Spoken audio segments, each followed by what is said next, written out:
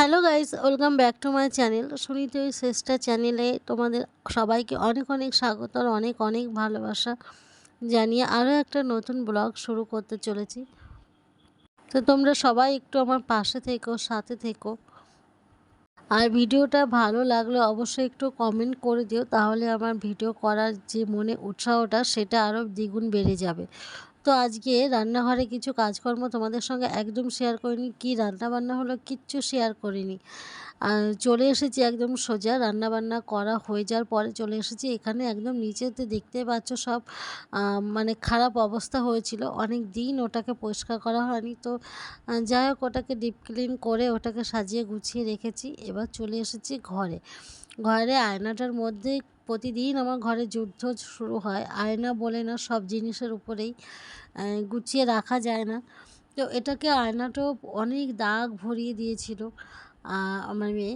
তো সেটাকে দুজনে মিলে মুছছে। আমি মুছবো আর আমার মেয়ে আমার কোনো কাজে হেল্প করবে না, এটা কিন্তু হতে পারে না। আমি যাই করি আমার মেয়ে আমাকে সরিয়ে দিয়ে দেখো ওই মুছবে যেখানে করব।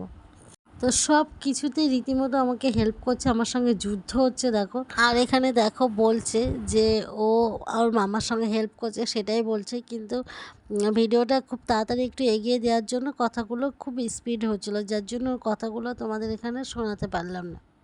দেখবে সব কিছু পরিষ্কার থাকলে, ঘর বাড়ি পরিষ্কার থাকলে, ঘরের যে জিনিসপত্রগুলো সেইগুলো পরিষ্কার থাকলে না মনটাও ভীষণ ভালো লাগে আর শরীরটার মধ্যেও ভীষণ ভালো লাগে।